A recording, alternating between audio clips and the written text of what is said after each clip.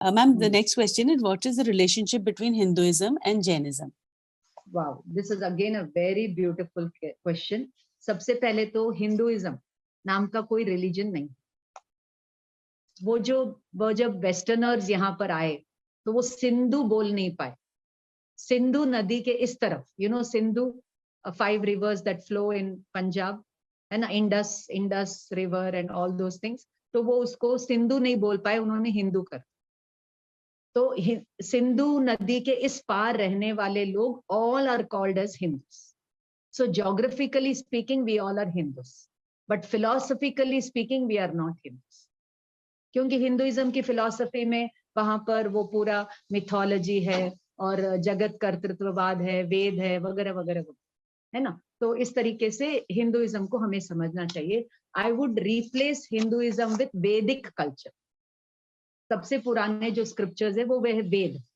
अब वेदों के बारे में भी अगर मैं कुछ और बोल करके फिर आपके क्वेश्चन को लूं तो इम्पोर्टेंट होगा कि वेदों के बारे में श्रमण लोगों ने करेक्ट इंटरप्रिटेशन दिया। Veda is all mathematics, science and nature. वहां पर अग्नि की पूजा करो, वायु की पूजा करो, यानी वहां पर पूजा वर्ड नहीं था, यानी उनका सम्मान करो।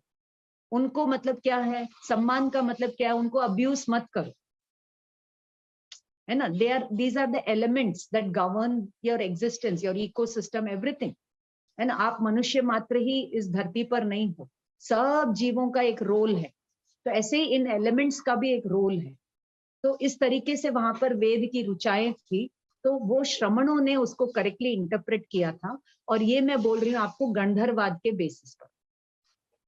गौतम आदि 11 गंधर्व जब तीर्थंकरों के पास गए तो वो सब वेद वेदांग के बड़े पंडित थे, तो उनको वेद की ऋचाओं को लेकर के डाउट था, क्योंकि एक वेद में एक बात कही गई है, दूसरे वेद में या उसी वेद में बाद में जाकर के कॉन्ट्रडिक्टरी बात कही गई। सो वो उनको समझ में नहीं आया कि ये क्या बात है, क्योंकि उनके पास अनेकांतवाद का सिद्धांत तो था नहीं, तो वो एकांतवादी हो गए। तो सबको स्वर्ग, नरक, पुण्य, पाप, पुनर्जन्म आदि आदि को लेकर के उनके मन में शंकाएं। फिर जब वो तीर्थंकर के समय पास आए तो उनकी वो महावीर ने वेद की ऋचाओं को अनेकांतवाद की दृष्टि से इंटरप्रेट करके उनके डाउट्स क्लियर किए। दिस इज रिटन इन गंधर्व।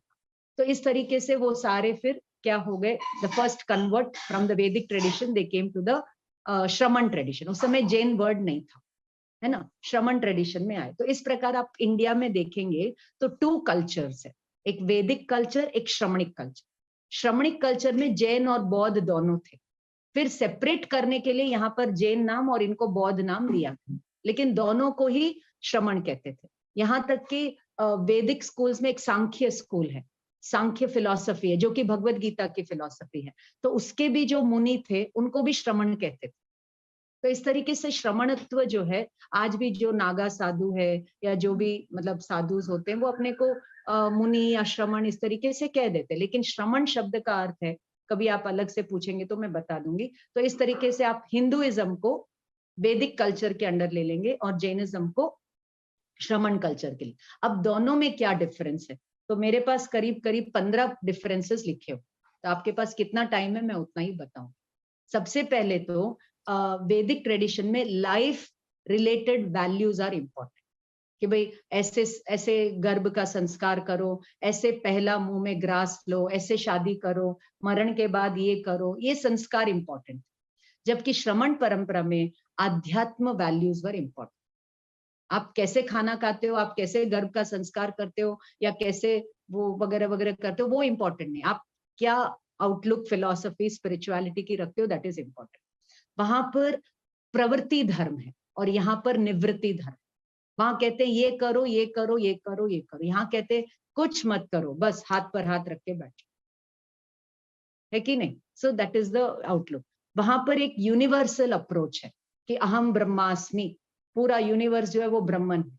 जबकि यहाँ पर कहते हैं बॉटम अप अप्रोच, इंडिविजुअलिस्टिक, मैं शुद्ध आत्मा हूँ, मैं ब्रह्मन हूँ। अहम मतलब अहम ब्रह्मास्मि में उन्होंने कलेक्टिव चेतना को लिया, यहाँ इंडिविजुअल चेतना पर काम करने के लिए बोला गया। वहां पर एम्फसिस एक्शन पर था, क्रिया पर था, लेकिन बिलीफ सुपर नेचुरल पावर्स में।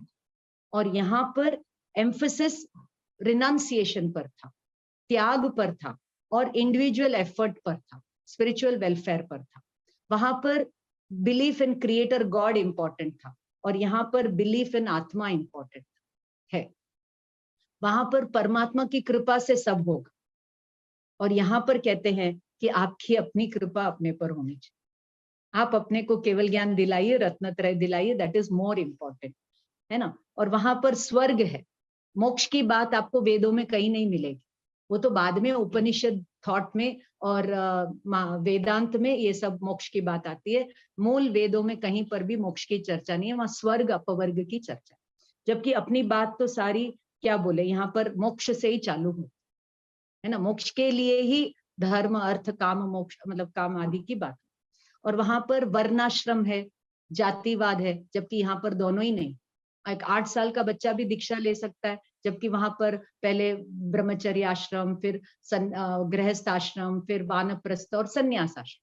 बट आज कोई भी हिंदू ट्रेडिशन में ये 4 आश्रम को कोई फॉलो नहीं करता, है ना, कोई फॉलो नहीं करता ज्यादा। जबकि यहाँ पर आप देखिए अभी भी हमारे दीक्षा की परंपरा वो बराबर चलती, ठीक है। वहां पर गृहस्थ लाइफ को इम्पोर्टेंस दिया और यहाँ पर संन्यास या संयम को इम्पोर्टेंस दिया गया। वहां पर सोशल लाइफ इंपॉर्टेंट था कि आप जब तक लड़का नहीं होगा तो आपका मतलब क्या बोले लिबरेशन नहीं होगा वगैरह वगैरह। आपको मैं एक बात बता दूं, मेरी जो द्वैती है वो मतलब my daughter is married in a Vaishnav family. तो वो जो द्वैती है ना, अपने क्या बोलते हैं, छोटों को बड़ों के पांव छूने चाहिए। लेकिन वहां पर क्या है, वो कन्या को देवी का रूप मानते हैं और सब बड़े लोग उस छोटी सी बच्ची के पांव छूते हैं और उसका आशीर्वाद, इंक्लूडिंग उसके दादा, उसके छोटे दादा, उसके पापा, और वो बैठ के सबको आशीर्वाद देते। So you understand the cultural differences, you know how हम उनको सिखाते हैं कि भाई आप सब बड़ों को प्रणाम करो। तो अगर वो हमारे घर आए तो उसको सबको जय जिनेंद्र बोलना है, प्रणाम करना। हम उसको प्रणाम नहीं करें, हाँ हम उसकी आत्मा को, शुद्ध आत्मा को प्रणाम जरूर करें। It's like that. ओके, सो वहां पर कर्म कांड इंपॉर्टेंट था। कहा पूर्व मीमांसा में और उत्तर मीमांसा में जाकर के, दैट इज उत्तर मीमांसा इज योर गीता, उपनिषद आदि। तो वहां पर ज्ञान मार्ग, भक्ति मार्ग और कर्म संन्यास मार्ग, इस तरीके से बाद में वो लेटर डेवलपमेंट है। So that is the impact of Jainism on वैदिक कल्चर। पहले मैं समझती थी कि जैनिज्म में आइडल वर्शिप नहीं है, वो वैदिक कल्चर से आया। लेकिन जब मैं बहुत डीप में पढ़ी तो मैंने समझा कि ये जो आइडल वर्शिप है वो भी मूलभूत जैनों का ही है। जैसे मेरू में, नंदीश्वर द्वीप में अकृत्रिम जिनालय है, सब है। तो ये जो क्या बोलते हैं आइडल वर्शिप भी यहाँ से वहां पर गए। वहां पर तो सिर्फ नेचर वर्शिप, बाद में ये ब्राह्मण लोगों ने अपनी दुकानदारी करने के लिए उसको एक रिलीजन बना करके, पूजा पाठ करके कमाई का जरिया बना, है ना। इसलिए वहां पे 16 संस्कार, और हर संस्कार पे आप ब्राह्मण को बुलाओ, उसको दक्षिणा दो, उससे अपना घर चले। तो ये जो ब्राह्मण ट्रेडिशन है, it is a corrupted form of the ब्राह्मण थिंग दैट भरत स्टार्टेड, उसका ये करप्टेड फॉर्म है। तो इस तरीके से मैं उसको देखती हूँ, ठीक है। और वहां पर पुरोहित ब्राह्मण इंपॉर्टेंट है, जबकि यहाँ पर श्रमण इंपॉर्टेंट, श्रमणोपासक इंपॉर्टेंट है। और वहां पर वर्शिप ओरिएंटेड है और यहाँ पर meditation oriented. So this is the difference between वैदिक कल्चर एंड श्रमणिक कल्चर।